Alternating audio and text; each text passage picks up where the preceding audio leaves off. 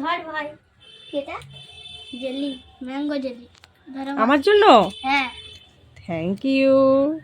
ঋষি আজকে বিকেলবেলা আমাদের বাড়িতে বেড়াতে এসেছে, এখনো থাকবে। আর আমাদের জন্য কি এনেছে? Mango jelly. কালকে বিকালেও থাকবো। না আচ্ছা, কালকে বিকালে চলে যাবো। ওরে বাবারে, থাক এখন। আমি যতদিন থাকতে বলবো থাকবি। হ্যাঁ, আমি যতদিন থাকতে বলবো থাকবি। আর শ্রেয়ানকে আজকে পড়তে বসিয়েছি, কারণ সন্ধ্যে 6টার মধ্যে শ্রেয়ানের স্কুলে আজকে হাতের কাজ দিয়েছে। আমাদের বিদ্যালয় নিয়ে কিছু 5 লাইন লিখতে হবে আর ড্রয়িং করতে হবে। 5টা ফলের নাম বা সবজির নাম লিখে তার ছবি আঁকতে হবে, এইসব কাজগুলো দিয়েছে। তো সারাদিন তো দোকান টোকান করার জন্য আর সময় পাইনি, তো এখন সেগুলো শ্রেয়ানকে বসে বসে করাচ্ছি। আর বিকেলবেলা যা কাজ ছিল, বিছানা গোছানো থেকে শুরু করে বাসন মাজা থেকে সমস্ত কিছু করে রেখেছি। আর এখনো পর্যন্ত নিজে ভালো করে সাজতে গুজতে টাইম পাইনি। তা এখন ছবিগুলো এঁকে নিই, আর ছবিগুলো আঁকা হয়ে গেলে সেটা অবশ্যই তোমাদের সঙ্গে শেয়ার করব। সন্ধেবেলা জল খাবারে দিয়েছি মুড়ি, চানাচুর আর একটুখানি সস দিয়েছি। তা এখন ঋষি বাবা জীবনের তো দাঁতে ব্যথা, খেতে পাচ্ছে না, হা করে বসে আছে। আর ওরা দেখছে এখন খেলা। আমারও সন্ধ্যাবেলা আজকে খাওয়া দাওয়ার কোনো ইচ্ছে ছিল না, কিন্তু ওদেরকে দেখে আমিও একটু মুড়ি চানাচুর নিয়ে বসে পড়লাম। যাই হোক, এখন বাজে সন্ধ্যে 7টা মতন, তো একটু জল খাবারটা সেরেই নিই। রাত্রেবেলা রুটি করতে হবে, কিছু রুটির অর্ডার আছে, তাই ভাবলাম আগে আটাটা মেখে রেখে দিই। কারণ আগে থেকে আটা মেখে রাখলে আটাটা কিন্তু খুব ভালো হয়, রুটিটাও সুন্দর হয়, সেই কারণে মেখে রেখে দিচ্ছি। আজকে আর সন্ধ্যেবেলা ওদের কোনো পড়াশোনার বালাই নেই, আজকে শুধু আনন্দ আর খেলা। এই যে ওর বাবা কাজ থেকে আসছে, আর বাবা কাজ থেকে আসছে বলে দুজনের লুকানোর কি ধুম। এই একজন মেসো আসছে বলে লুকাচ্ছে, আর ওই একজন বাবা আসছে বলে লুকাচ্ছে। মানে বাবাকে সারপ্রাইজ দেবে যে কে কোথায় আছে, ওদেরকে খুঁজে দেখতে হবে। আর আমি একটু সন্ধেবেলা সেজে গুজে একটু রেডি হয়ে নিলাম, কারণ বিকেল থেকে চুল টুল একদম কিছু আঁচড়ানো হয়নি। আর একটু সাজুগুজু না করলে না মনটাও ফ্রেশ লাগে না, সেই কারণে। তো এবার তো আটা মাখলাম, এবার একটু রুটি টুটি করে নেব। রুটি মানে ঘরের জন্য নয়, রুটি অর্ডার আছে। আর আমাদের রাতের কী খাবার সেটা একটু পরে শেয়ার করছি। তার আগে দেখো, ওরে বাবারে, একজন চেয়ার থেকে নেমে পড়ে খাটের তলে ঢুকে গেল। এবার দেখি, ওর বাবার জন্য ওয়েট করি যে ওর বাবা আসলে খুঁজে পায় কিনা।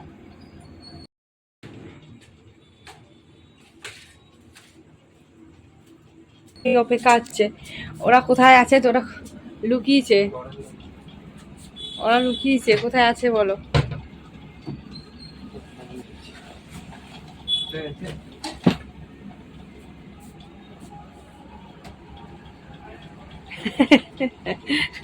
ফ্রিজে দরজাটা খুলছে না বলো? হ্যাঁ,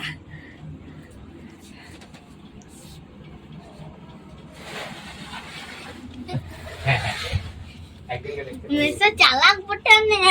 চালাক বটে মেসো, অনেক চালাক বটে। একজন তো ফ্রিজ খুলছেই না। থাক, যে জায়গায় থাক, ওকে ওকে বের করার দরকার নেই, ও থাক। কোথায় আছে দেখি, কতক্ষণ থাকতে পারে।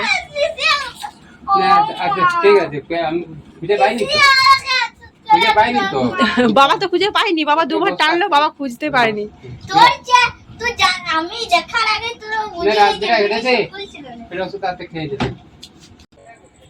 এই যে বাড়ি থেকে আসার সময় দাঁতে ব্যথা নিয়ে এসেছে, করছে, হ্যাঁ দাঁতে ব্যথা, কিছু খাবার খেতে পাচ্ছে না। সন্ধ্যেবেলা তো মুড়ি চানাচুর দেওয়া হলো, কিন্তু ওটা আর পেটে ঢুকলো না, ভাইকে দিয়ে দিয়েছে খেতে। হ্যাঁ, দাঁতে ব্যথা, তাই সৌরভকে দিয়ে একটা দাঁতে ব্যথার ওষুধ আনা করালাম। দেখি এখন রাতটা কি হয়, নাহলে কালকে মাসি ভালো মন্দ রান্না করলে কিন্তু খেতে পারবে না। হ্যাঁ হ্যাঁ হ্যাঁ, চাপা থাকার। এইটা আমার বোনপো। আমি রুটি করব। আর সোমবারে ভোট আছে, সেই কারণে আর স্কুল মাঠে দেখো কত লাইট লাগানো হয়েছে। পুলিশ গাড়ি এসছে, তারাই এখন দু রাত থাকবে আমাদের এই স্কুলে, তারপরে ভোটের পরে চলে যাবে। সেই জন্য কি সুন্দর মাঠ পুরো আলো হয়ে গেছে দেখো, না হলে তো অন্য সময় মাঠটা পুরো অন্ধকারই থাকে। এই যে 2 প্যাকেট চাউমিন আনা করিয়েছি, প্যাকেট চাউ। আর এটা যতটা সম্ভব সরু চাউ, কারণ মোটা চাউ আমাদের বাড়িতে কেউ খায় না, আর মোটা চাউটা খেতে ভালোও লাগে না। আর এদিকে দেখো কড়াইতে গরম জল বসিয়ে দিয়েছি, জলটা গরম হোক, একটু ঢেকে দিলে ভালো হতো, তাড়াতাড়ি হয়ে যাবে। আর ঢাকবো না। তো গরম জলটা হয়ে গেলে 2 প্যাকেট চাউ করব না, এটা ফুল করব আর এটা অর্ধেক। কারণ যেহেতু রাতের খাবারই খাবো, তাই একটু বেশি করে খাবো। সন্ধ্যেবেলা তো জল খাবার মুড়ি হলো, আর সৌরভ এসে আর কোনো টিফিন করেনি, একবারে বলেছে চাউমিনই খাবো। তো আগে একটু চাউটা করে নিই, তারপরে রুটিটা করব, কারণ রুটিটা দিতে হবে রাত 10টার সময়, সেই কারণে অত তাড়াহুড়ো নেই। তো এখন শুধু চাউটা করি। আর চাউমিন করার জন্য ডিম এনেছি, কিন্তু ডিম করব না। এই যে শশা, 2টো শশা নিয়ে এসেছি, আর পেঁয়াজ আছে, ব্যাস। আর ডিম একটু ভেজে দিলে ভালো হতো, কিন্তু আর ভাজবো না, টপাটপ করে নিই। চলো দেখতে থাকো। ঘরে না আছে গাজর, না আছে ক্যাপসিকাম, না আছে সয়াবিন। তো চাউমিনটা তো জমদার হবে না। আর শ্রেয়ান পেঁয়াজ খায় না, তারপরে সোহম পেঁয়াজ খায় না, তার জন্য পেঁয়াজ ফোড়নও দিতে পারলাম না। আর সাদা চাউমিন একদম ভালো লাগে না, ধ্যাপধ্যাপে সাদা হয়ে থাকে, তাই সামান্য পরিমাণ তেলের মধ্যে একটু হলুদ দিয়ে দিলাম। এবার চাউমিনটাকে শুধু এর মধ্যে গ্যাসটা লো ফ্লেমে করে নাড়িয়ে চাড়িয়ে দেবো। আর চাউমিনের ভেতরে যে বিট লবণটা পাওয়া যায়, সেই বিট লবণটাই কিন্তু এখানে দিলাম। আর একটা প্যাকেটের ভেতরে অনেক থাকে, তো 6টা প্যাকেটে 6টা ছিল বলতে পারো। তো চাউমিনটা ব্যাস এমনি করেই রেখে দেবো। এবার শুধু সাজিয়ে নেওয়ার পালা। এই চাউটা আমি দিচ্ছি সৌরভকে, কারণ আমরা তো সন্ধ্যাবেলা মুড়ি খেয়েছি, আমাদের এখনও সেরকম খিদে পায়নি। রাতে রুটি করার পর তারপরে খাওয়া দাওয়াটা করব। আর দেখো চাউমিনটা দিয়ে দিলাম, এবার দিয়ে দিলাম শসা কুচি, আর দিয়ে দিলাম পেঁয়াজ, আর একটু পাস্তা মশলাটাও দিয়ে দিলাম। এই মশলাটা খেতে বেশ ভালো লাগে। আর উপর দিয়ে সস দিয়ে দিলাম। এই যে দেখতে বেশ কিন্তু ভালোই লাগছে, খেতেও খুব ভালো হয়েছিল। খাওয়ার পরেই রিভিউটা দিচ্ছি। আর এই দেখো সবাই মিলে খেলা দেখতে দেখতে খাওয়াটা এনজয় করছে। এরা 3জন একসঙ্গে হলে বাড়িটা একদম হই হুল্লোড় হয়ে যায়, খুব চেঁচামেচি হয়, আর সবাই মিলে খেলে। মাঝে মাঝে একটু বিরক্ত লাগে বটে, কিন্তু ভালোও লাগে যে সবাই একসঙ্গে হয়েছে। আর এরপর আমি করে নিচ্ছি রুটি।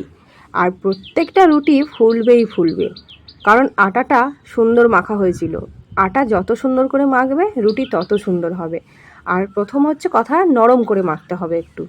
শক্ত করে যদি আটা মাখা হয় তাহলে রুটিটা ঠান্ডা হওয়ার পরে শক্ত হয়ে যাবে।